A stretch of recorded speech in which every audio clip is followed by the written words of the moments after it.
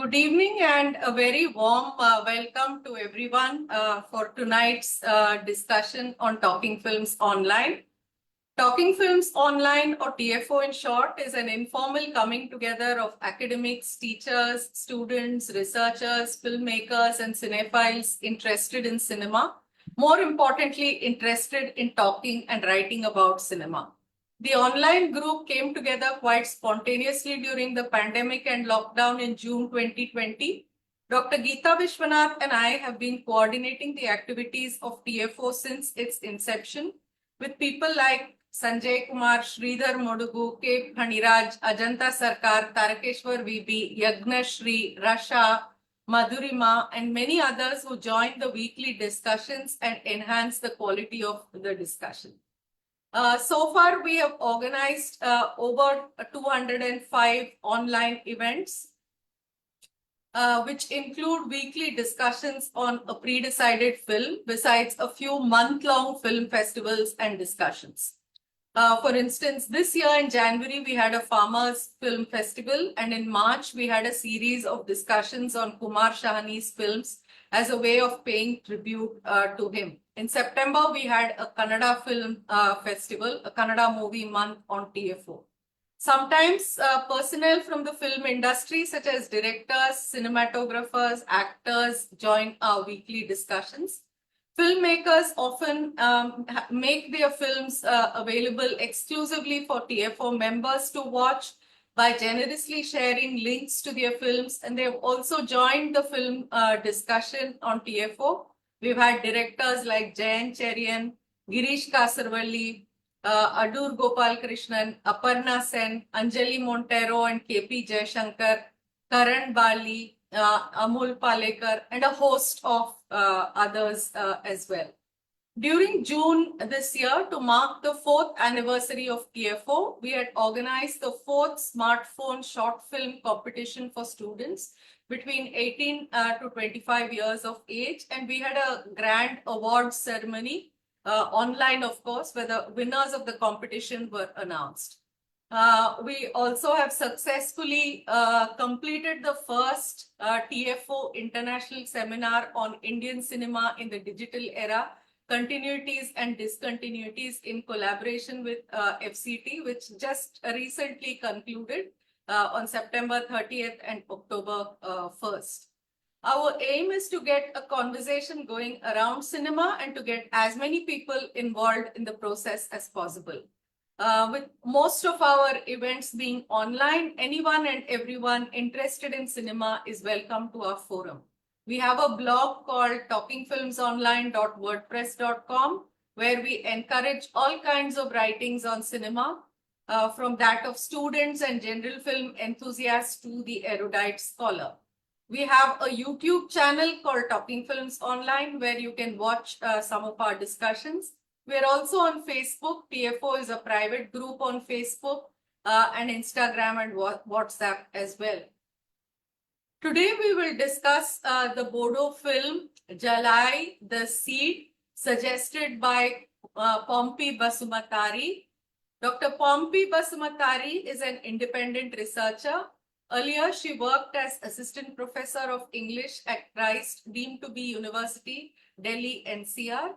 Prior to this, she worked as assistant editor in Ratna Sagar Private Limited in the ELT division.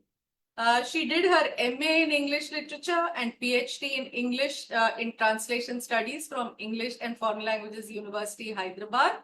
She's also a published author and translator from Zuban Books. A haven of our own is, I think, the title of her translated story in Riverside Stories, Writings from Assam. Also in Sahitya Academy, the story of Ha Fissa How, a Bodo folktale, which was published in Indian Literature, and News India, the story of Hadi Dogla, a Bodo folktale, in 2023. She has also designed self-learning material for IGNO's MA in Folk and Cultural Studies and Jamia Millia Islamia's MA in English Distance Education. A very warm welcome to Pompi here. Good to see you on TFO platform, Pompi. And it's over to you now. Thank you so much, ma'am, and to Geeta ma'am as well for giving this platform to speak uh, on a movie that I suggested could be screened in Talking Films Online. The reason for suggesting this movie is that there are very few movies from the Bodo community which are produced at a standard and with intention to reach out to the larger mass audiences. If you have seen the movie, so you would know that really good subtitles have been used. And as a native speaker and a native member of the community, if I have to compare the dialogues in the Bodo language and the subtitles, then probably very little bit of the context is somewhere not reciprocated, but otherwise it's very well passed on. So a lot of care has been taken by the director, who was also the producer, and in the case of this movie, the main protagonist as well. She played the role of the mother. Uh, so it, the movie is based to a larger extent on her own life, also lives of many people from the community, whose history in the past 1 century is tarred with insurgency problems and many families losing some of the other family member, even my family as well, where many youth who were mainly, male, young boys or youngsters, leaving home to join the terrorist outfit in order to fight for the survival of the community, or join a terrorist outfit so that they can bring in a separate state. So from that concept, the movie has been made, and if we place it in the current situation, we those of you who are familiar with the history of Assam, you might know that the Bodo community has been given a territorial council, and the language Bodo was made part of the 8th scheduled language in 2003, I guess. And this it is also the second official language of the state of Assam. So, with a rich legacy of, or a lot of potential in terms of, how much of literary work can happen, um, I guess, uh, you know, opening, uh, you know, opening the audiences, or, larger movie lovers to films from this community, I felt would be a good way to introducing our, community's life, how people have lived, or what mars the everyday mundane life of the people. So the story is, I'm sure you have watched it, so you know that the story is set in the local village of BTC, or Bodo Territorial Council. And I've prepared a very small PPT, so I'll just show it to you.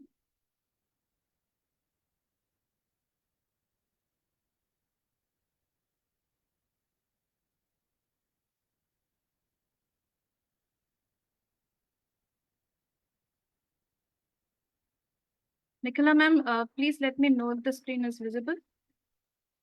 Yes, Pompi, it is visible. So this is the poster, and so this movie was produced and brought out in 2019, and as you can see, it has won a lot of awards in many of the screenings. And the movie is rightly pronounced as Zalai.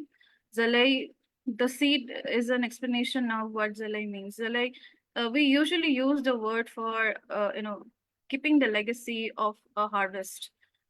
That's why we have seed as a metaphor here for the next progeny or the child, which is why the son of a brother, son of a son, becomes very really important for her. She wants to preserve the boy, wants to bring him back with her, but then she lets him stay with his mother because she felt that he is in safe hands there as well.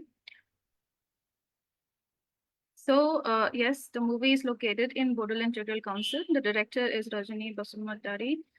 Here is the cast. Rajani, who was a director, is also playing the role of the mother here. This is the son, Iraq. Iraq is a short name, which the full name is Iraq Dao. Iraq Dao is actually a mythical Bodo you could call him as a royal. At some point in history, he was a royalty. So taking that name here for the central character who joins the outfit for liberation of the community is a very metaphorical one here. Then this is the role of the friend and confidant of the mother. Then this is the Assamese woman married to Mr. Nizam. Yeah, this guy. And so we also see the cohabitation of Bodo and Assamese community together, where a Bodo woman is Assamese woman is married to a Bodo man here, which is something not very seen in a very acceptable sense, which is why somewhere I'm sure you might have sensed that tension between him marrying not a native woman. Then Bonasri, not the very right thumbnail picture has been used, is the Thai actress who plays the role of the wife of Iraqda. Then the director Rajni Basumatary is well known for focusing on the lives of the women whose husbands and sons and brothers have left home in order to go fight for the liberation of the community. So this movie came out in 2023 called as Gorai Phakri. This movie almost feels like a sequel of the movie which we would be discussing today. In this one we see how these women, what do they do after men leave the home. What do the women who has husband lost, or a brother lost, women who were raped by the military person, what do they do with the child, or how do they spend years and years of their life living in mystery, or living in sorrow and repentance, or extreme in a state of poverty as well, because the earning member of the family is gone. But this is where a very interesting angle we see here, which is also seen in our movies LA, that survival is the only means to go on sustaining oneself. And I'm sure over the phase of the movie, you would have seen that home and building a home becomes so important. And I guess the house is not complete, also not because the husband, through whose earning, the main source of earner for the family, although the wife also teaches tuition, he dies, and then there's no steady source of income for them to build a house. But the point is that to complete a home, you need the family members. The husband dies, and then she doesn't leave her husband's family, although her mother tells her to come back home. But that's a home she has set up, and it takes a whole story to see that the home is reaching towards completion. But then probably what we concretely want to see, that perhaps having the whole family together in one place, that means that the family unit is complete. Probably that's not how we should see life. Life isn't living together, and we towards the end see that in a yes, Mizin, you are audible. You can mute yourself. So and towards the end we see that in a community form of living, that is where she finds her happiness, and she is constantly in touch with her grandson also. And that's a beautiful ending I felt to the story, and also a very bold step for a woman who has never done anything in the absence of a husband. Or she even makes a remark in between when I know she sends her friend to sell dokhana. Dokhana is a traditional attire she's wearing here as well, the green from chest, the whole body covering cloth. When she sends that to her friend asks her that, why don't you join me to sell it in the market? And she replies that, I never had to do anything in the presence of my husband. So let alone going out to the market to fetch anything. And to see her moving out of not just her region, but to a different country altogether, to meet the the child of her son, to see the next generation, to have metaphorically hope kept alive, that the family will not perish away with her death. So that's a hope that the story carries. And if we read some of the interviews of the director also, we understand that she talks about hope. She talks about leading a life outside of the political turmoil and insurgency, which has affected the life of many families of the Bodo community, and how we need to learn to coexist in peace and find alternate means to sustain or survive. So her story, her narratives or plots in this movie and the next one also that I showed, they are not political per se, but rather she is trying to show us that we need to survive, we need to live. And but then there are many subtle tones of how we are misrepresented, or we are treated by the administration, I mean through the voices of subaltern or minority gender, the women from the tribal community, talking sensibly among themselves, that our sons are taken away so and so, and then we are framed in so and so manner. We cannot even live freely. There is a moment in the movie where both her and her friend, they are having a dialogue between them. So this just reminded me of some of the literatures where we find that it's the protagonist or character who are with powerful position. We have characters from the marginal section whose voices carry more stronger opinion that sends across a more sensible message. So that was my small take. There are a few more interesting themes which I have noted down. I thought I will share here. Yes, the throughout when the story is progressing, we also see one very interesting angle to it, that the son, uh, Iraq, was good in playing guitar, and he gives up his interest, or rather hobby, music hobby, uh, because of his other interest for working to liberate the community.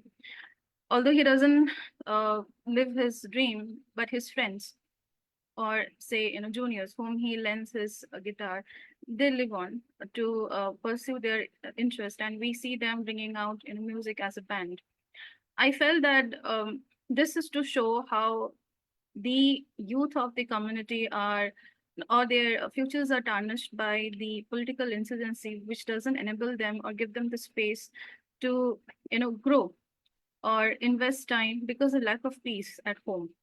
And although it started off as an accident for Iraq Daw's family, that he lost his father to misfiring, but that started off, or it was like the start of an avalanche of bad incidents for the family, which ultimately led to his own death also. He was arrested, and then he died in the police custody. But there are despite of these problems, if there is a scope for youngsters to invest in their interest, then they have talent that could be that could say beat anyone, or they are no less than anyone else. Probably that's a message that Rajani also wanted to communicate through this movie.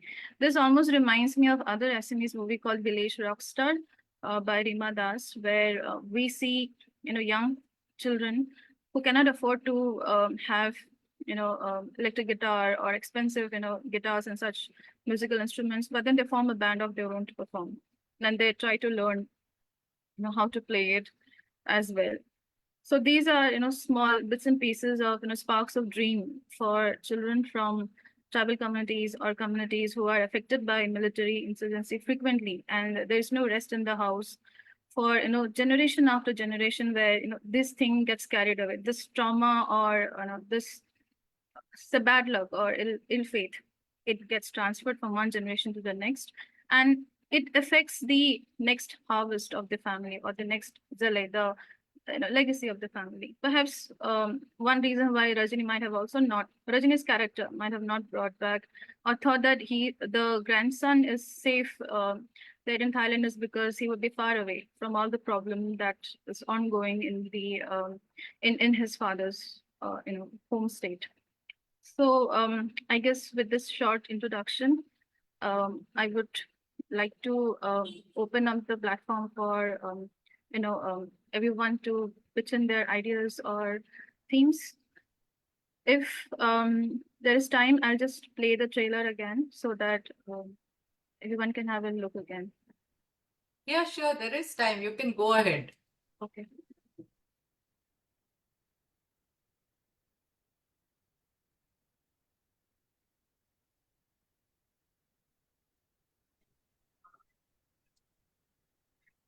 I'm not very familiar with Zoom, so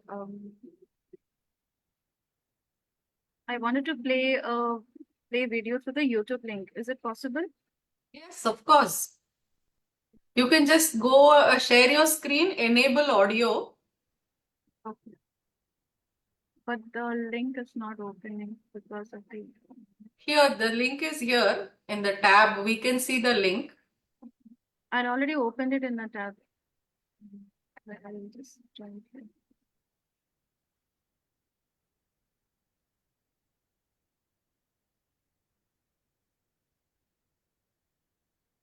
We can see the tab. Maybe you can just say share tab. No? Actually, the top is blocked by the other I see. annotations. That's Okay. Okay. Let me try through a different browser if it works.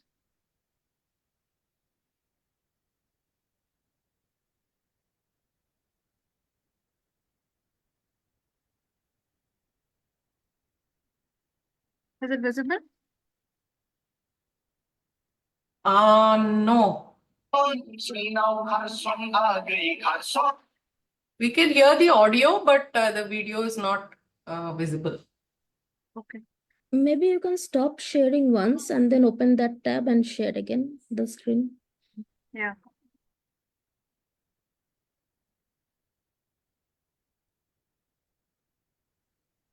It's Yeah. visible. Okay. Yeah.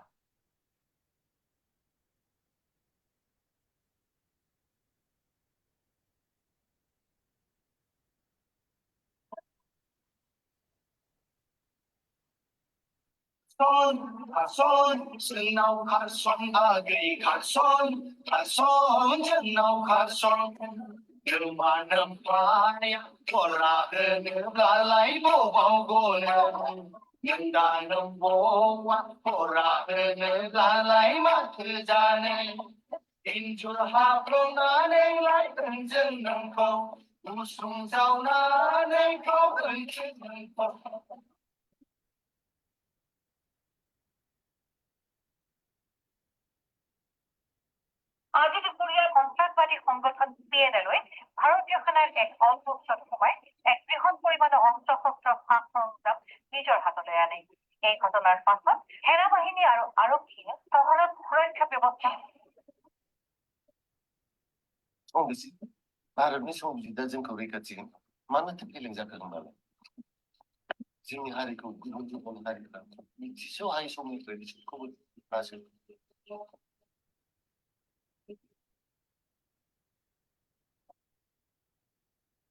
नोंसोरनि बे जाथारै सिमाङा आंनि संसारखौ फोजोबस्रांबोबाय। नों फैफिनाबा आं मा मिजिं लानानै थाबावनो?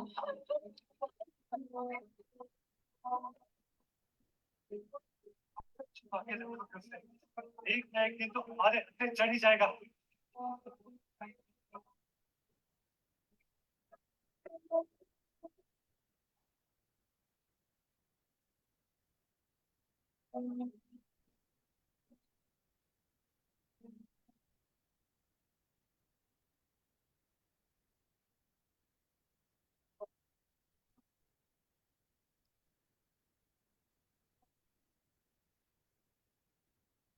Hello?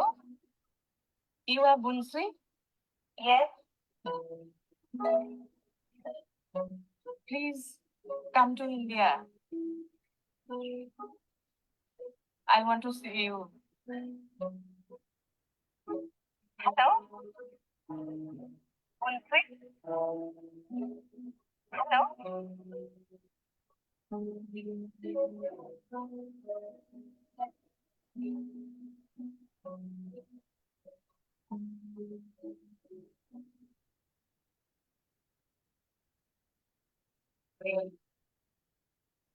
was the trailer.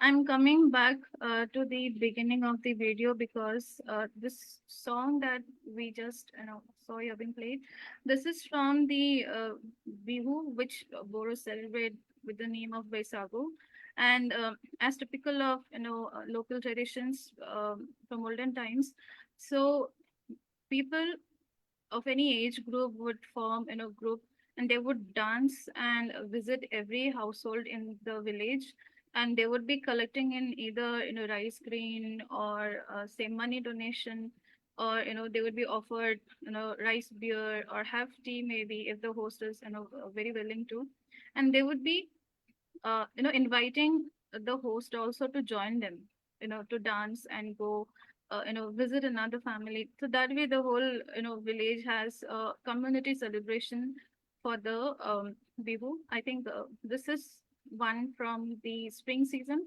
That is the one in April. It also is a mark of, spring season, which is, the songs of Bihu or Baisago of this time is full of very, flirtatious notes, which is why we have a song of elopement here. Okay. And I will also quickly show the trailer of the second movie, which I talked about, so that we have some connection between the two down here.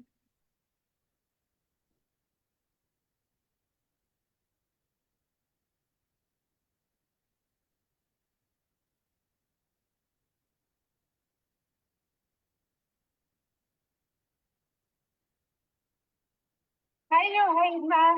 Ayo, hey, ma. Ayo, hey, ma. Ayo, hey, ma.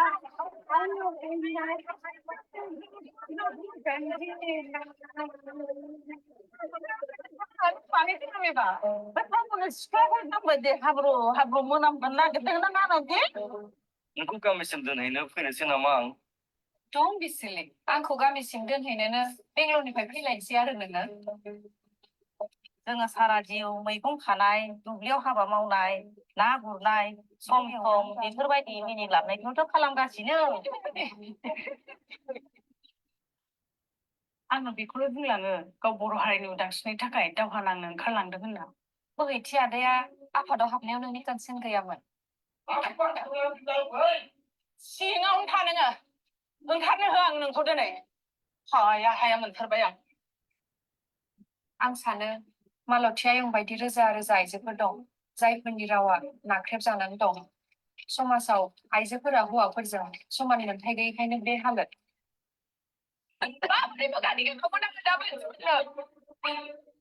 बिदि खालामनायाथ' जोंबाय थानाय अराव खि लुनानै होनाय बायदिसो जागोन।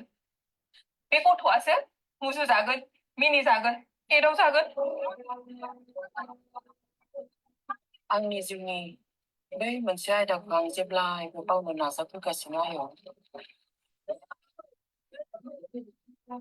गामिनि सुबुंफोरनि जेंनाखौ नों मानो गावनि मोदोमाव बोब्लेना लाबाय थायो? आं नोंखौ खौराय एना फ्रेन्डआव आंखौ आंनि गावनि मेलेमखौ बाहायनो हो।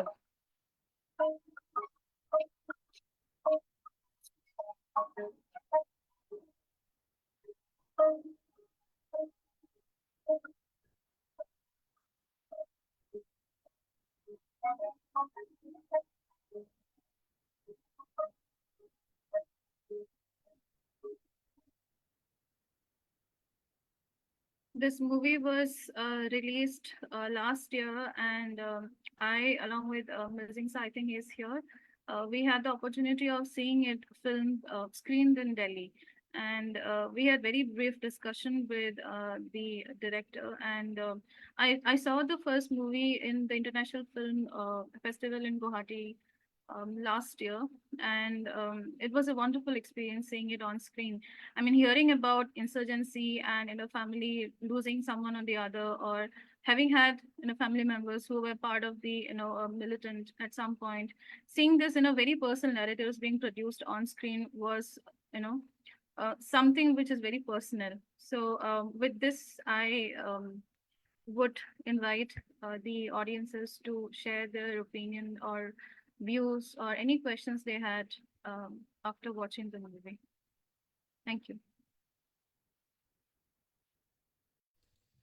Thank you very much, Pompi, for introducing us to both the films. We are familiar, we watched one of them, but you also familiarized with her more recent film. I was wondering, why you didn't want us to watch the more recent film. Is the film not available, or should they be watched sequentially to make sense? The second one was actually not available online I see. Okay. Yeah. because I like the second one more than the first one. If in future it's available, I will try to get in touch with the director. If it's available, then of course TFO can screen it. It would be lovely to have a discussion on that.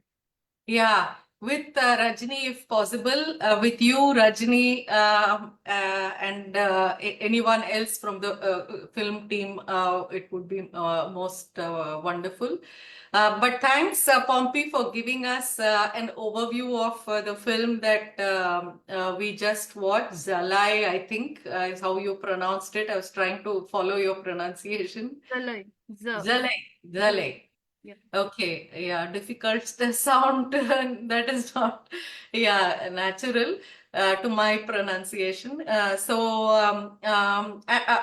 had, before I open it out, I had a couple of questions, Pompey.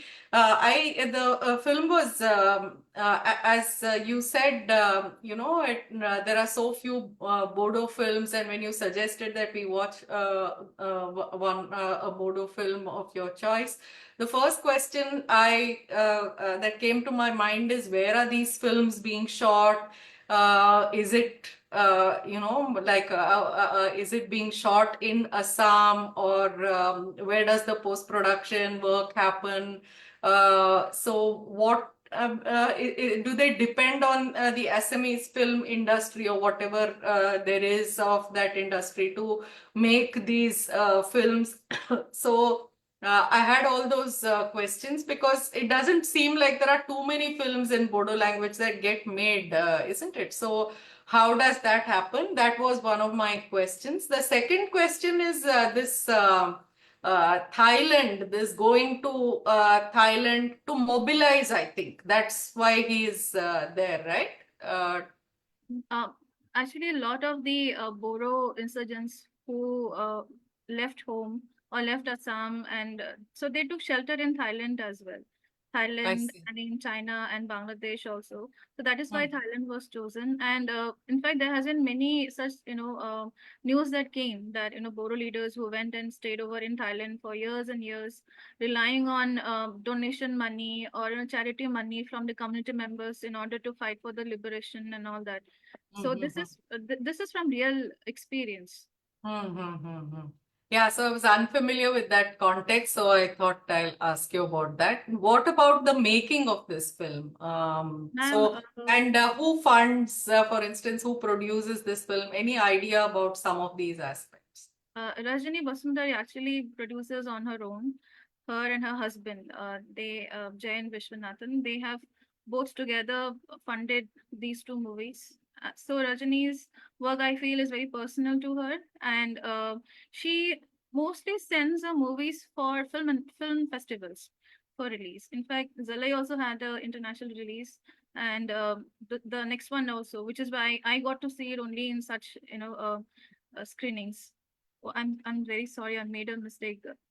Jani Vishwanath is not her husband, but a friend in financially probably helping her in bringing out the movies, and her movies are not. I have not seen them being brought out in the cinema halls in Guwahati, or probably in Udalguri, or in the Bodoland Territorial Council. It's being screened because there's an audience for that. And in one of the news articles I read, she mentioned that post the production of the movie Zalai, she would like to screen it in projector in the different villages, so that it reaches the common people as well, who have no access to the big cinema halls. So she wanted to take the story to the grassroots level, to whom the story belonged to. So it makes the story and her, film narratives, very much close to her heart, and also to the community member on whom it's based. Yeah, it's open now for discussion. Anyone who wants to come in to respond to the film or what Pompi has told us. Murli Krishna has raised his hand. Please go ahead, Murli Krishna. Uh, Thank you. Good evening, all. Am I audible? Yes, you are audible. Yeah. First of all, at the outset, I will thank Pompi Basumatary for introducing this film to cinephiles like me. And also, she has made a very good, short, good presentation. Now, I like the film because basically, these types of stories emanating from Northeast has to be told, and the audiences from other parts of India are to be made aware of those happenings in Northeast, especially because my views may sound political, but let it be so. Anything far away from Delhi will not be heard, whether it is the sphere of politics or social uh, happenings or economic ones or the realm of art, for example, cinema also. So that's the first point I want to make. And this lot more stories have to come from these regions. And also it, in a way, bolsters the regional cinema, I think. Now, coming to the film proper, I think the character of uh, Alari, no, her name, the protagonist, Yeah, Alari. Yeah. Alari. I think it is built in a way that there is that emotional outbursts are not there in that making of that character, except for two occasions where she slaps her son. But for that, I find that these emotional sequences of that character are very well handled with restraint. That's the point I wanted to make. It's handled with restraint, and that's the plus point of that film, I think. And also, the viewers are exposed to the culture of Bodo people or Bodo culture, and that's the point. The second point is, while viewing this film, somehow I don't know why my memory went back to the film Haider, directed by Vishal Bharadwaj, because the character of Tabu says that in that film that we know the problems of Kashmir insurgency also, the extremists or the terrorists involved. That's a separate story altogether. But there is a dialogue which Tabu says there are half widows in Kashmir. And I was reminded of that specific dialogue when I saw the, what you call, some footages in the movie where these boys will be taken along, will be taken for questioning. And also, I know that during the period of Armed Forces Special Powers Act, very many, what you call, incidents have taken place which should not have taken place at the first instance. That's my point.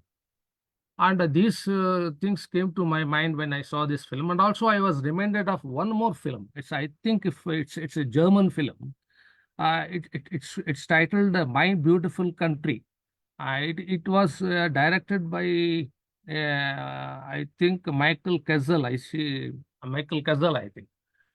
In that film, she deals with the turmoil or the war between Albanians and Serbs. There also, the depiction is even in times of war, a love blossoms between a soldier and what you call a lady, a widow as such.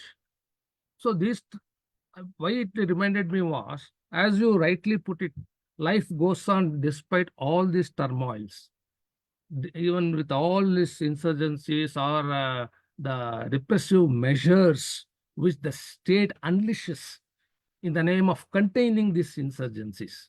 So all these points came to my mind after watching this film, or also during the watching of this film.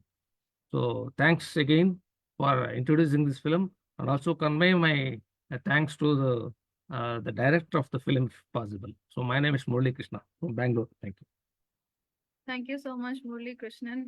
You have rightly made observations on those points. And yes, Tabu's dialogue stands very true in the context of the Bodo community as well. Many mothers lost their sons and many wives lost their husbands also. In fact, we see more of that in the second movie, Wild Swans. Unfortunately, if in future there's a free screening available, I'll surely put it across to Nicola ma'am and Geeta ma'am to present it here. But yes, lots of male figures like sons, fathers, brothers were lost, uncles were lost, and which is also one reason why the men were scared to go to the police station. If anybody remembers that scene where the mothers gather that we should go to the army camp to file a complaint that our sons have been taken. Jeffrey's mother, then Iraqda's mother, and other concerned women. So in that case, the fathers or uncles, they were like, we would also want to accompany, but they were scared. What if we are also retained? But I think one of them tries to break his fear by saying, we will see what can be done. But for now, let us go ahead and put the FIR. So yeah, right. I mean, that has been a lived experience for many generations of many families also.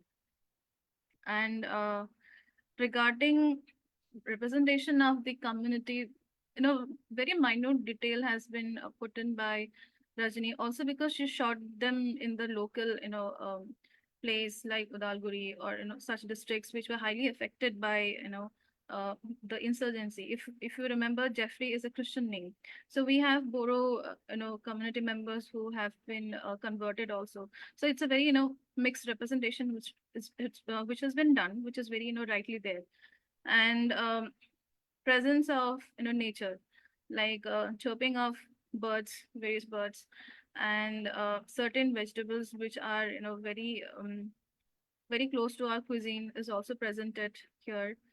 And the lady relying on the rice produced to sell or to consume, and because Boros are basically agrarian community members, so we rely quite a lot on our paddy producers, also rice crops and other pulses and other vegetables, and that is being sold to in the market so that she can have some money or cash brought back to her.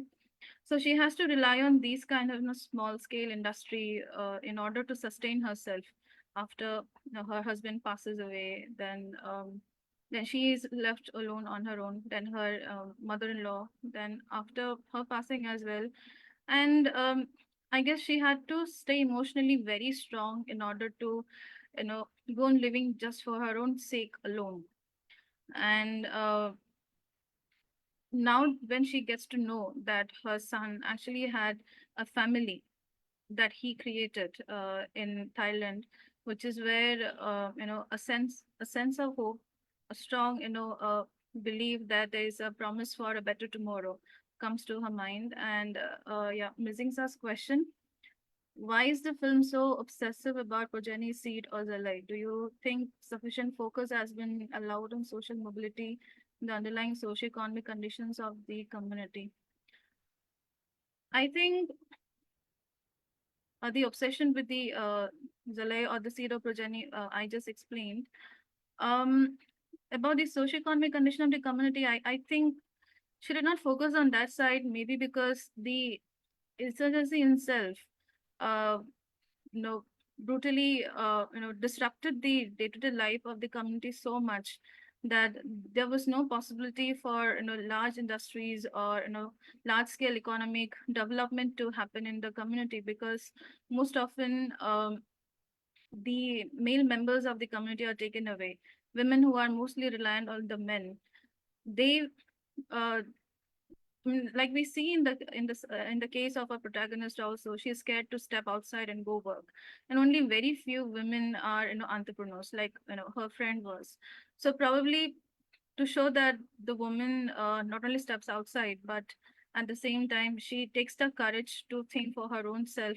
Probably that's the, one of the early steps that the movie shows, where the woman is trying to mobilize herself and, others also.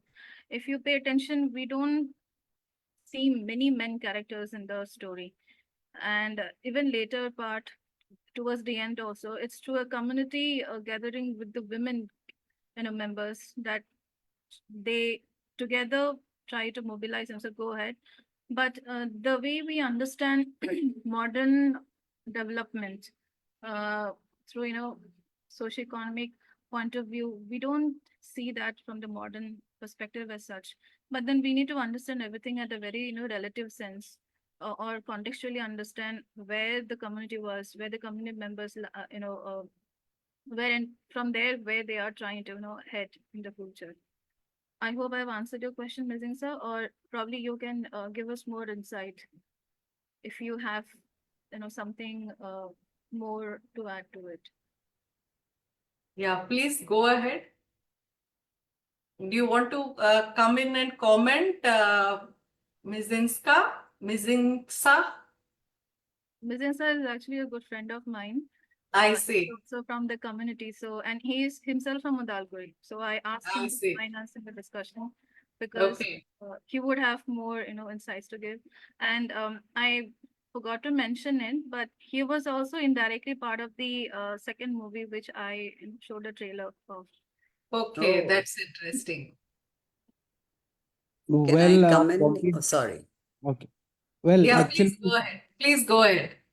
Pompi has already dealt with most of the issues here, and she has really done justice to the talk. And regarding my contribution, it's very limited, and especially I think in the translation of the song Kharson Kharson, I have uh, lent my work there. That's all. And other than that, Pompey has done a great job in explaining my question. However, she has not explained the first question of my question. That's all. No, you can go ahead too. I mean, you can, since you're familiar with the context, you can respond as well.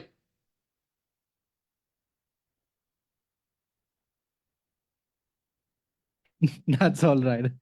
I Okay. wanted Pompey's opinion on that. Thank you so much. Okay. Yes, Geeta, please go ahead. Sorry, kept you waiting. No, Yeah. that's perfectly okay. Yeah. Thank you, Pompey, first of all, for at least I was not aware that films are being made in the Bodo language. So this has been an eye opener for me, and thank you for that, Pompey. And as far as the film goes, I thought it brought out very beautifully how even in the midst of so much violence, both on the part of the state, and because of state violence, you have the formation of these militant groups. In spite of all that, we are shown a lot of the ordinariness of life, the routine, the quotidian aspects of life, and especially a woman's life, the way she's cleaning the grain and doing the cooking and doing her weaving and all of these things, which are such an integral, they're all integral parts of her daily routine. That I thought comes up very well in the film. And another thing is also in terms of the cinematography, such stunning landscapes. You have these long shots of beautiful landscape, and that itself, uh, makes it tragic that in the midst of so much natural beauty, there is so much, political and social unrest. So I thought that increases the poignancy of the situation for the people in Bodoland. And the last point I wish to make is I was just wondering this whole question of seed progeny, is it, like I don't know what how it is in your context, but is there son preference there as well? Like, what if Iraq had had a daughter? Would Alari have, considered the daughter as the seed, the progeny? In this case, it is very conveniently a male child. So that was, just an extra diegetic doubt that I had. Bodo society is actually patriarchal, which is why men, uh, although Zala is usually used in the context of harvest and seeds, in terms of germination and all that for harvesting, but here we are using that metaphor for family and the next generation as well, and because onus is put on the male child to continue the family lineage, which is why here the son becomes the seed. Mhm. So there are hints of patriarchy, obviously, and there's no denying the fact that, which is why women rely on the men or the male member to cater to the needs of the household, like her not needing to step outside because the husband will provide. Mhm. That itself shows that women were had to mostly take care of the domestic needs only, like professions related to nurturing or weaving, which are female centric occupations, not male. So her needing to take the role of the men also somewhere, of course, it gives her economic liberation, but it's not celebrated the way someone who has moved out of patriarchal clutch would celebrate her freedom. It's more in sense of how she and the home is not complete in the absence of family members, within quotes male members in the context of the Bodo community, because they take part in insurgency and militancy, and their lives are lost. Women mostly suffers as rape victims, or emotional trauma is there due to loss of the family member. I think Fabian has a question there. Yeah, she has a question in the chat box. Fabian, you want to come in and ask the question?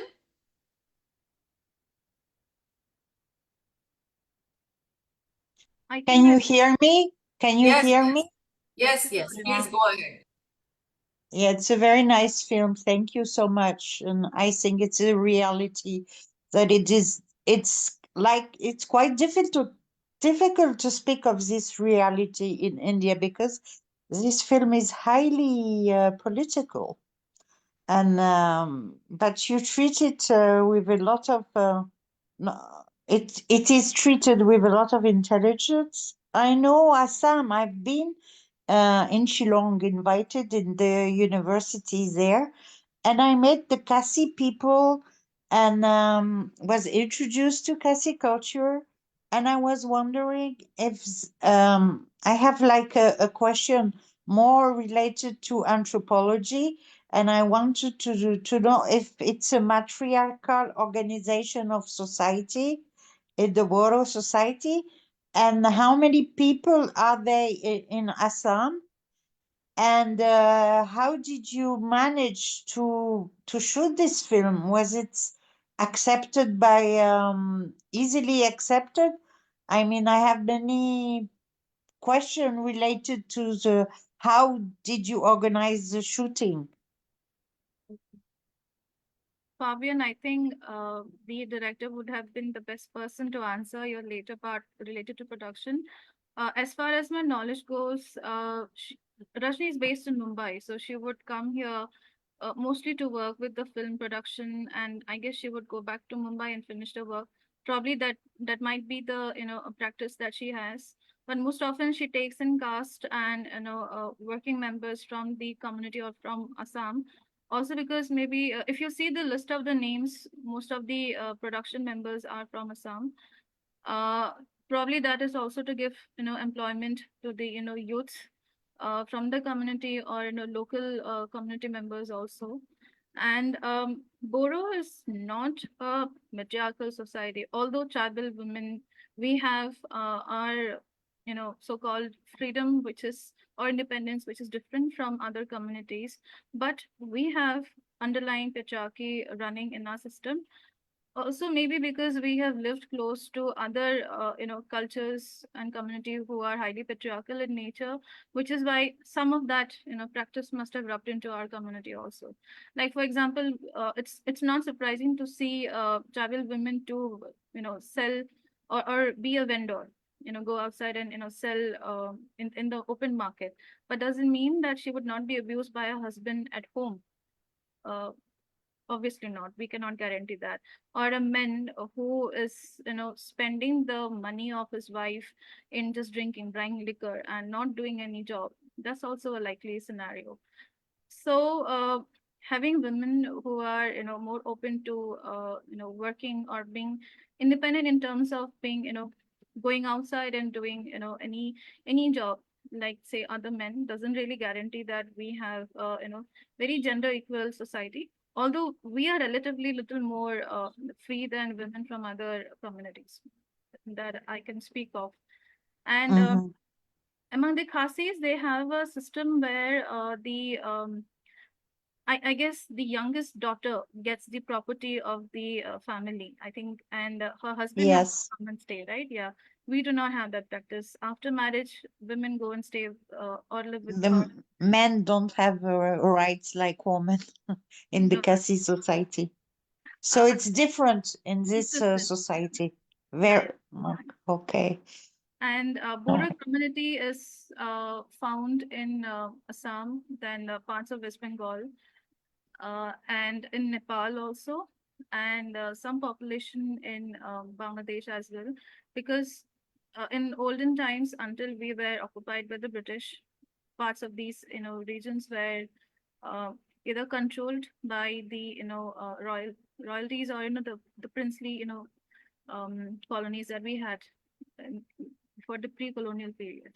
Because Boros were part of the Kochari kingdom, and the current Koch Bihar, Koch area was also at some point part of our community's, territorial region, which is why when I was there for a conference, some of the regional names had semblance with our vocabulary. And in Assam, we are mostly located in beside the Brahmaputra region. It is said that we were pushed towards this part by the Ahoms, uh, which is a community who came from Thailand. That's Mm-hmm. another historical tangent. Yeah. So And that, originally you come from Vietnam, like the Kasi, or not? uh, if we go by the ethnicity and how communities migrated, I mean my language, we are part of the Tibeto-Burman language, so we have our you know roots perhaps somewhere in Central Asia. I'm not a person of anthropology, so I won't be able to answer you very correctly. Sorry about that.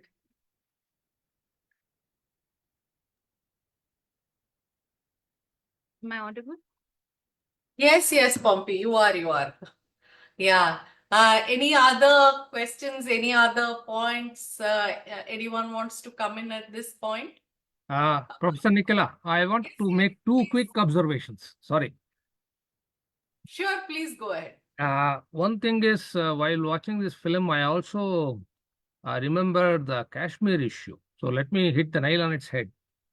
Normally, the narrative is to put the onus on the aspect of religion connected with the rise of extremism or terrorism in Kashmir. But the fact is, the socio-economic deprivations also play a dominant role in creating these kinds of terrorist activities or insurgencies or whatever extremist activities. So I was reminded of that. And if you take the Northeast issue for that matter, though ethnicity issue is also there, but I think the main factor responsible for rise of insurgency is lack of development and also the socio-economic deprivations of the people there over a long period of time. The second point I want to make is I also remembered the balanced struggle through the hunger strike made by Iram Chanu Sharmila, who for 16 years waged the hunger strike, a satyagraha against the Armed Forces Special Power Act, and also I was quite horrified, in fact, very much solemn on hearing that she got only 91 votes in the assembly elections which she contested. So these 2 points I wanted to make. Thank you. If we have to begin discussions on the political angle, I guess we won't be done discussing because there are many layers to it. We will have to go back in time, say from early development of the Bodo community from the late 20th century onwards. Then how the whole idea of Assamese nationalism started with just the imagination of the Hindu community members, and when we were given independence, and Assam in those times, colonial Assam also included current states like Meghalaya, Mizoram, and Nagaland. So it was because of the majoritarian nature and very um, very exclusive nature that Assamese community had, uh, which is why many state bifurcations happened in 1960s and 70s. For example, Nagaland emerged, Meghalaya emerged, then Mizoram also. Bodo community also wanted a separate state at that point of time. And but since we were located in the plains and very close to the heart of the after the bifurcation happened, the capital of Assam was moved from Shillong to Dispur, which is in Guwahati itself.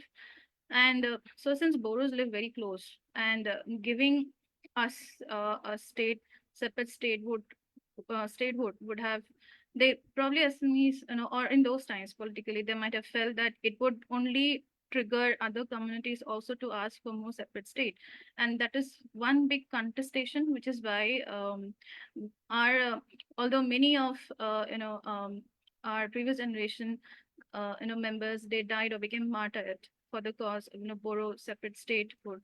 We were never given it because giving us would mean that other smaller community members would also get encouraged to ask for separate statehood, which is why we were given a territorial council within the state itself.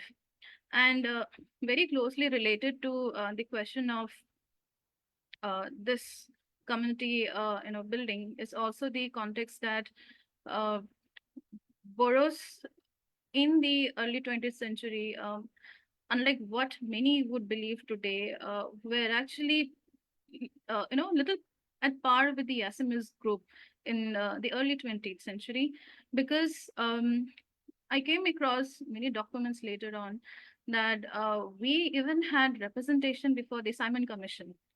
We had some 4 or 5 representation from the community who went and met the Simon Commission also. And we had literatures in written because travel communities didn't have oral literature earlier. We had earliest publications brought out probably through through use of other communities scriptural writings as well, and we have a lot of language politics also going hand in hand. So the start of perhaps trying to subjugate us started not only through the state, but also through the system we have within the state, a current state, and the what we came to represent. We came to represent the other in the state itself, and because Assamese group, I mean, I'm sorry for taking the committee's name again and again, but they're the majoritarian, and they were the caste Hindus. And although we were identified as Hindus because we were not Muslims, and some of our members were converted into Christianity, but we were also considered as either Christians or Hindus. So we posed as a major threat for the for the autonomy of the Assamese group, which is why Boros have been kept as suppressed, and also our poverty or our lack of interest, or probably you can say our easygoing lifestyle of being self-reliant on nature and what we produce. Perhaps that was also taken advantage of by what in this movie also it's called as advanced communities. So somewhere there has been subjugation that started not in the last few decades, but it's been for generations. And I think there has been a lot of change or newer voices coming out in the last few years only because some form of peace or rest has come to the community, and there has been focus towards development in other sectors also. And with that, I'm sure socioeconomic development or more progress as we see in other communities would also happen for my people. I hope I answered. Yeah, thanks a lot for this. I think this was very much required, this elaboration. I think,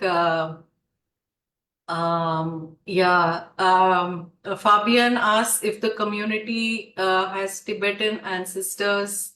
Maybe you want to respond to that, Pompi? We might have had long back because we are said to have moved to the Assam Valley sometime before 13th century, because 13th is when history writing started, and that is when the Ahoms came to Assam. And so we were settled here long before their coming. Probably 9th or 10th century, we might have moved towards this valley. Yeah, there are many regions with names which has vocabulary resemblance with Bodo words. So that's a marker of the demographic occupation of the community member. Okay. Anyone else wants to respond? Please unmute yourself so I know that you want to speak.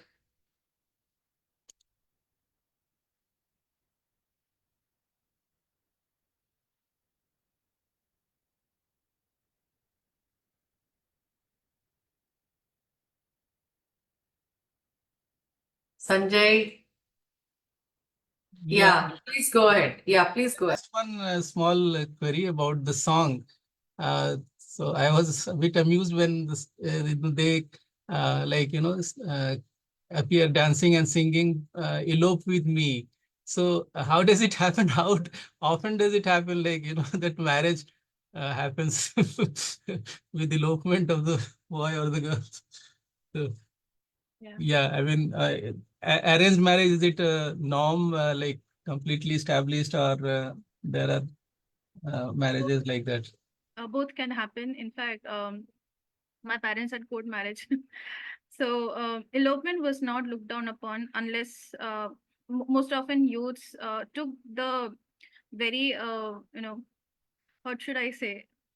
Spring season, these kind of songs are also suggestive of the fact that people were free to elope and get married, because most often family may or may not agree, and it's only now that we have more in a sense of mobility for communities or people to meet frequently. But in those times, perhaps running away was an easy solution to asking for acceptance. And then also secondly, I remember when one of my cousins, she eloped with a man from a different community. So within cross communities, inter-community, it's easiest, or inter-religion also, it's easiest if people elope and get married. Then you don't have the burden of trying to convince their elders. And after a certain point, the family members, they accept them. So so the one explanation that my aunt gave was that it's good that she eloped. Now we don't have to take the burden of feeding the whole village. So the economic point is taken care of. There's no problem. It's done. They have, taken, they have taken recognition in the eyes of God, or probably legally they have done. It's only now that we need legal acceptance, like paperwork and all. Earlier times, just temple, or probably coming back to the elders and asking the panchayat to accept them as husband and wife. So the social recognition was enough. Yeah. Okay. Tarakeshwar?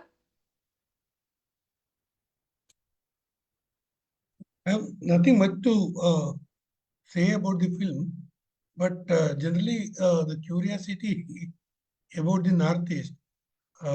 we generally tend to call it as Northeast and then club the issues there. The issues are much more complex and which cannot be unraveled within a day or two.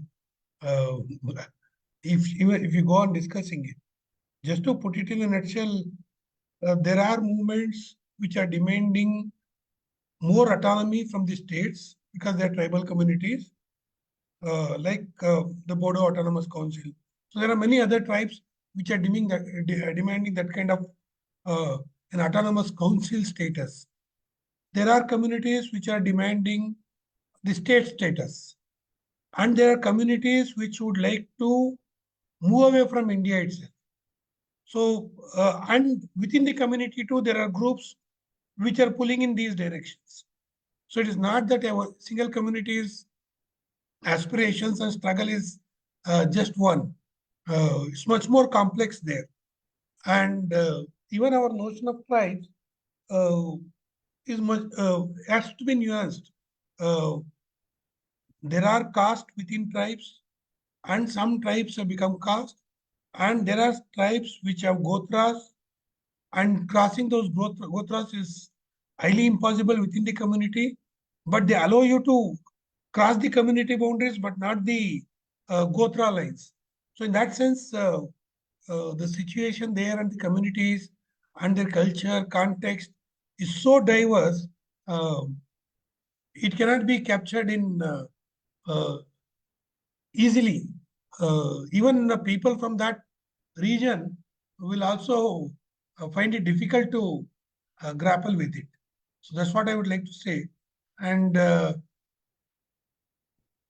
are, see, about this Bodo community itself, there are names which appear in Hindu mythology too.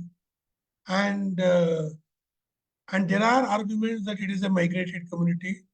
And that is quite interesting. How do you trace migration itself? How do you trace? And depending on what methodology, what sources you bring in, the way you construct the past of a community keeps on varying. So that is one thing.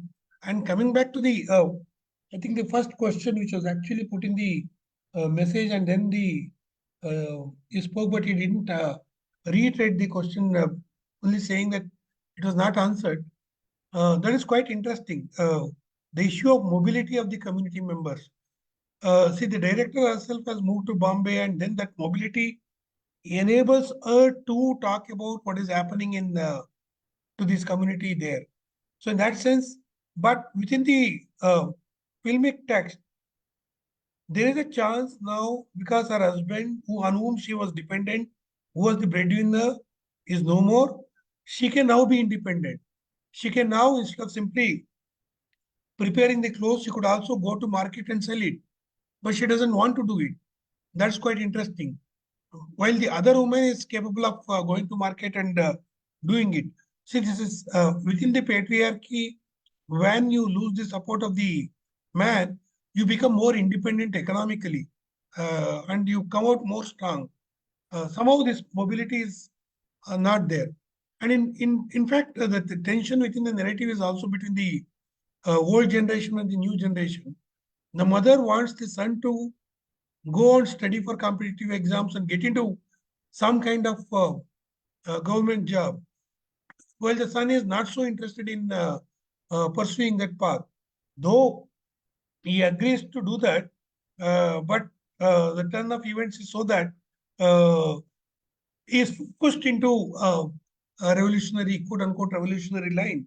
So, in that sense, these tensions within the community with regard to mobility and then uh,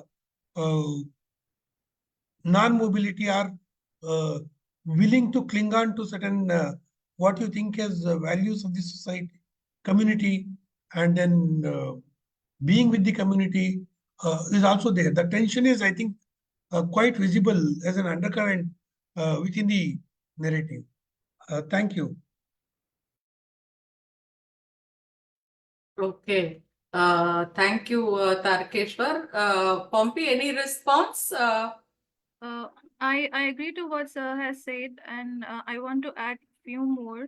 uh, just for the knowledge of everyone here, the question of how every community responds to the state say oppression or interference in the communities day-to-day living is very different. The example of Irom Sharmila was given some time back, and Iram Shamila, if we had, ideally looked at what she has done for her community, we would have expected her to win the political seat. But it did not happen because within the community, again, there are various, groups who might not want to see her come to power because probably there are vested, biased favorism that they are getting from the system heads because of so and so being in the power. So because we are smaller communities or we are smaller groups, we survive only by being with someone who gives us an opportunity to survive in return.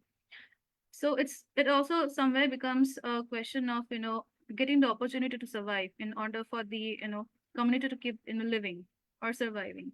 So I guess Shamila became was a scapegoat to the system itself, against whom she's tried so hard to fight for her people to have a sense of freedom which was taken away by AFSPA. I guess some of you might be familiar with the mother of Manipur case also, where um, uh, us, I think some rifles soldiers had raped a lady named Manorama, one of the many women who were raped, and she was also shot um, when she was made to run off, and then they shot at her in her private parts from a distance, and hence that was also one reason why in postmortem they couldn't confirm that she was sexually harassed before she was released, and they shot her in the encounter. So there are many such cases which don't always come to light, and within community, certain these tensions are known to us. But then we also know that most often these narratives will not be given prominence when these are brought forward to dialogue. And another angle I wanted to add was that this movie somewhere is also highlights the peace talks that Mamani Rasam Goswami was trying to, bring in between the militants and the government. Unfortunately, she died before, any such concrete steps were taken. But yes, peace talks have been ongoing from the region for many decades, and with every community, there's a different set of, struggle of. In today's time, it's about preserving, surviving either through indigenous knowledge being retained, or going back to our past, or say making say documentaries and films.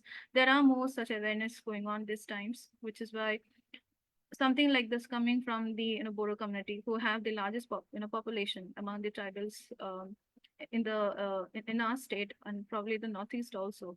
So it talks in volumes of how we want our stories also to be known by everyone, and the fact that Rajni do not make her films commercially, but targets audiences from say film festivals, or pockets of such screening, from where she believes that there would be right kind of dialogue generated or awareness created. It speaks in volumes of what she intends to do. That's what I had to say. If there's any more opinion, I would love to hear. Yeah, thanks, Pompi. Any other points anyone else wants to come in? Madhurima, Rasha, anything to say? Yeah, I don't have much to add. I'm just thank you, Pompey, for the discussion and the film. I feel very lucky that I get to see and watch like films that tell different stories. Um, what I really admired about the film, like adding to what other people have said, I really liked the character of the main character, the mother. I felt like contexts can be different, geographies are different, but motherhood is like the feeling of motherhood is the same, and I really admired her strength. Actually, not her, all the mother examples in the film, like her mother-in-law and her uh, um, daughter-in-law too. I really like that, and and her strength like was very I really admired it. I'm sorry, I'm out of adjectives to use and verbs to use, but yeah, She's very resilient. Yeah. yeah, I feel like there is no similar pain to parents when they, survive their children, and she showed so much strength when, yeah, when like she heard that her son has died, and I feel like um, mother's strength is very interesting, and I really enjoyed the song and the scenery and everything. Thank you so much, and it was really nice seeing you even online. Thank you, Pompey. Thank you, Rasa. It was lovely hearing all of you. And I'm going back to what Rasa said. If we look at the economic state of the character, when the movie starts, she is in probably Kopraja town, which is a suburb kind of a area for a lot of boroughs, and her husband goes out to on the birthday of their son, goes out to bring a film reel as well, then get cake, a very modern setup, right? From that, death of her husband pushes her back foot so much that she comes back to the village home where her husband and her, they dreamt of building a home which would be later on built upon by their son, uh, and then the house would become a complete one. So home building, or the presence of the next generation is a strong metaphor for me, for the hope of the community, and with that hope perhaps other things can also prosper. Probably that's what she's trying to pass as a message. Fabian, has this community Tibetan ancestors? We might have, genetically we might have. Of course, I guess we do, because we have similar language, group. We are from Tibeto-Burman. We are called as Indo-Tibeto-Burman. And we do not follow Buddhism. We have animistic belief called as Batho, which is a cactus that we worship. It is built in a mounted platform in the courtyard, and it's been surrounded with bamboo stripped woven around it. And much later, we went through various religious conversion into Vaishnavism also. Then some section was converted to Christianity. Then we had Brahmo Samaj influence also, which came in early 20th century. But one thing that keeps us united is that we all belong to the same community, irrespective of religious practice that is privately done. Okay. Any other questions, comments? Just if the time permits. Yes, certainly. Yeah, Pompi, it is again regarding the social mobility. When the film begins, it begins from the present and goes back to 1997, I think. There, they're established in the city, is already working in the city. Yes. He has a steady income. And then there is a celebration of the birthday, school, and they speak English. Yeah. Some kind of social mobility is there. Yeah. And even the brother is working. But the later generation, the youngsters, seems to be in this They're movement lost. as such. Yeah, So they're caught in that. it is not a kind of old movement, but the old generation seems to be interested in more social mobility, but the youngsters seems to be in this radical movement. Can you comment on that? Yes, sir.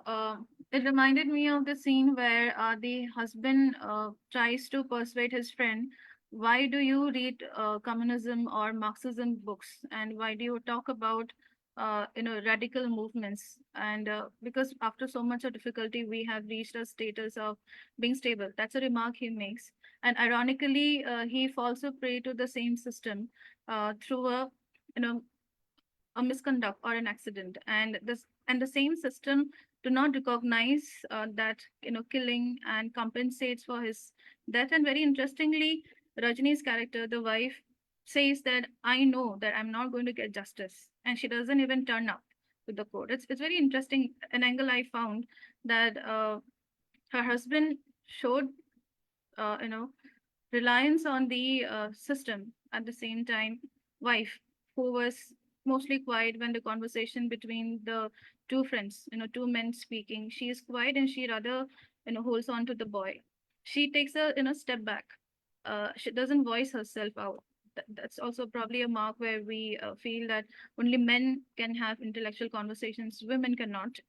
And then when she sees those same books in the desk of her son, it's a different scenario in which we are presented, where Hassan, who is a degree student, um, or no, he's not. He's a 10+2 student because he's about to go to study engineering in NIIT. He mentions that he has to give entrance exam. We are presented at a different stage where the next generation is more aware of requirement for radical steps to be taken in order for the Bodo community to have more autonomy.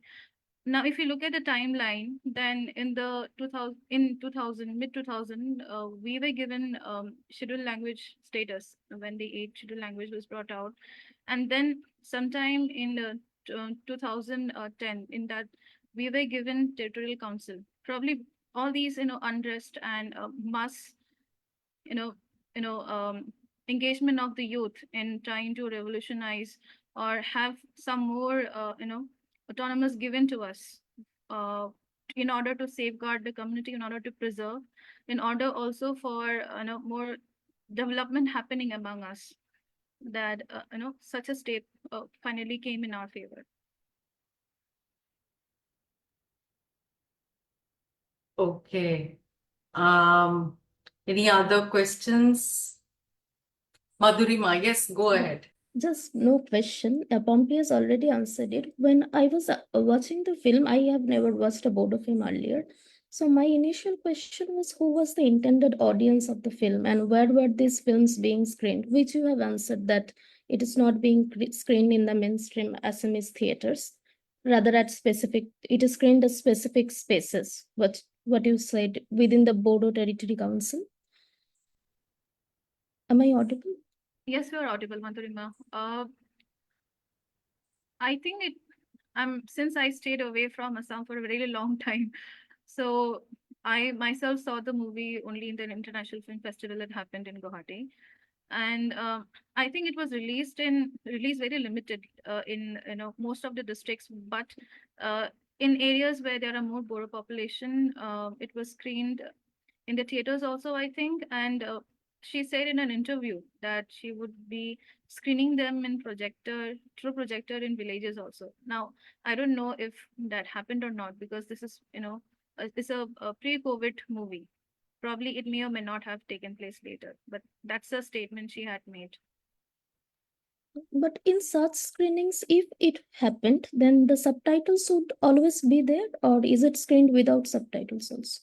Subtitles would be required now, because Bodo language, although it's a language of Assam, it would not be understood by anyone else except those who are from Bodo community, provided they were taught the language. Because now, as a language of a minority group and a tribal community, most often the parents did not teach their children the mother tongue, because firstly, since we were tribals, we were looked down upon as a community who was not civilized as per the dominant group, that is the Assamese, which is why most children, even my contemporary, who grew up with me, many of the parents did not, teach them. So it's always an element of, shock and surprise that I can speak despite being from the, Guwahati, because someone being from Guwahati or a major city who have lived among the Assamese would try to detribalize themselves by eradicating some of their cultural practices. First, the most prominent being giving up their language.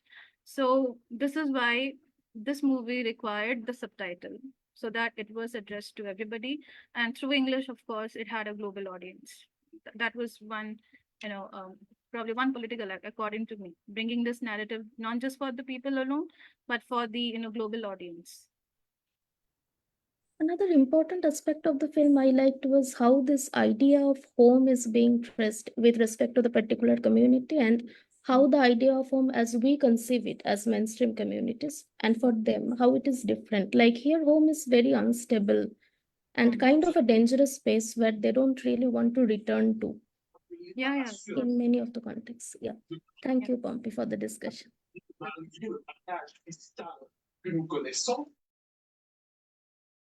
Okay, there are a couple of comments in the chat box that Fabian has made, Pompey, if you want to respond to any of them. This is more like information that Fabian is giving us. So anything you want to say or I'm actually learning from what she has written. okay, yeah. Since I'm not a linguist, I'm not trained in that. Probably, if I had been, I would have, come across these.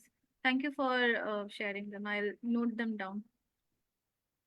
Okay. If I Yes, may, please go ahead. Yes, sure, please.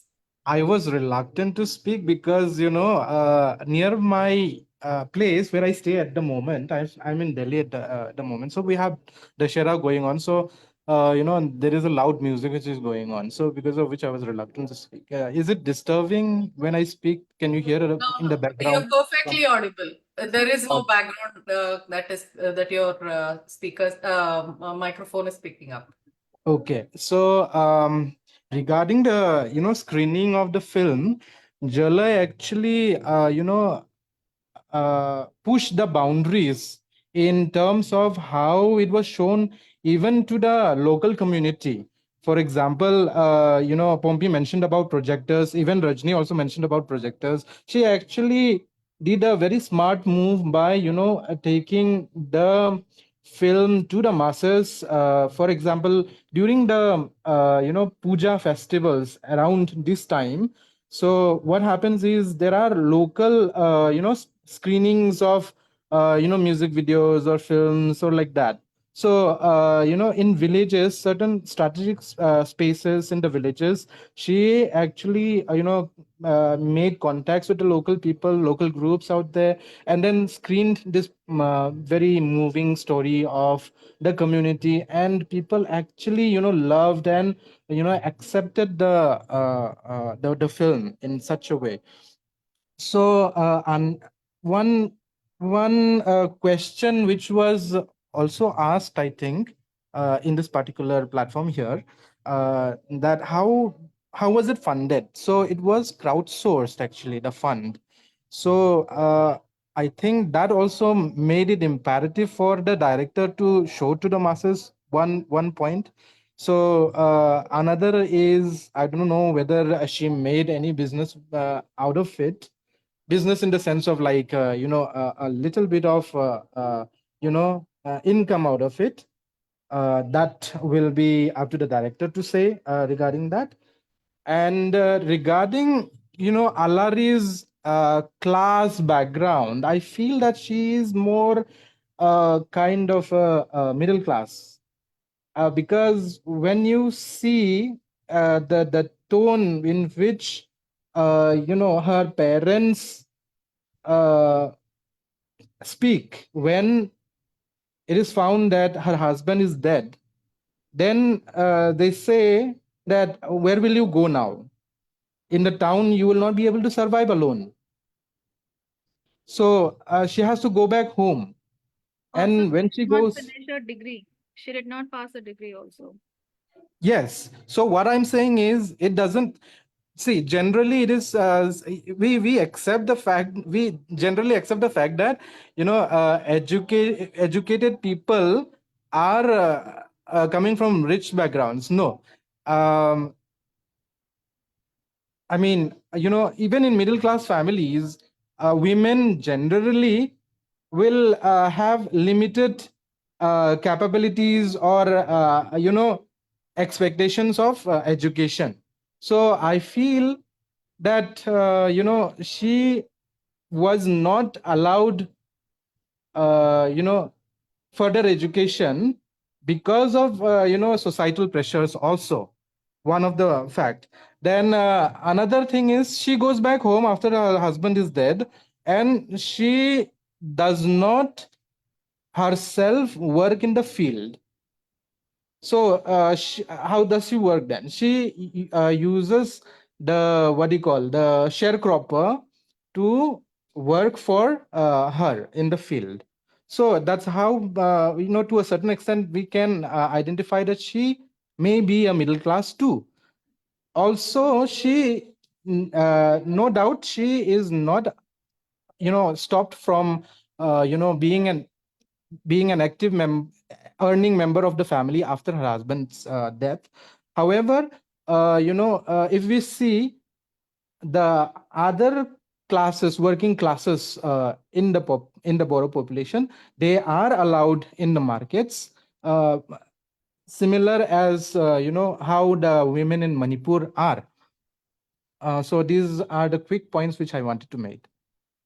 Also, another point regarding social mobility, the very fact that it is mentioning about seed, it also tries to focus on, the fertility aspect of it. When we talk about fertility, we also, I think, know that it is speaking about social mobility itself.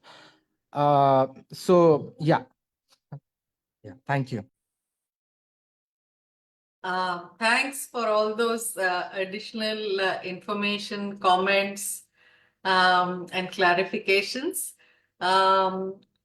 Pompi or anyone else, any final comments before we wind up the discussion? I think a lot of the important themes have been covered already. Yeah. Do you have So, anything we will also, Pompi, come back to you, because you told us in the beginning that if it's possible, you will also come in later with the second film. So if that's available, it would be wonderful to go back to watch the second film as well after this. Let me begin by thanking you, Pompi, first of all, for suggesting this film. I don't think any one of us here would have, watched this film, but for your recommendation. This only, kind of underlines how films reach people in different parts of India and different parts of the world. And how it's so easy to miss such interesting films simply because we don't know much about them. So thank you very much for suggesting this film, and also for carrying on this very, very informative and very, very rigorously argued points that, you were making. Not only about the film, but also about the context in which the largest socio-political context in which the film is set. Thanks everyone for joining the discussion. It's indeed been a very enriching one, and we hope to continue this conversation again. So we will meet next week with yet another film and yet another discussion on Talking Films Online. In the meanwhile, have a happy weekend and good night. Thank you. Good night. Good night. Good night. Thank you. Good night, everyone. See you next week.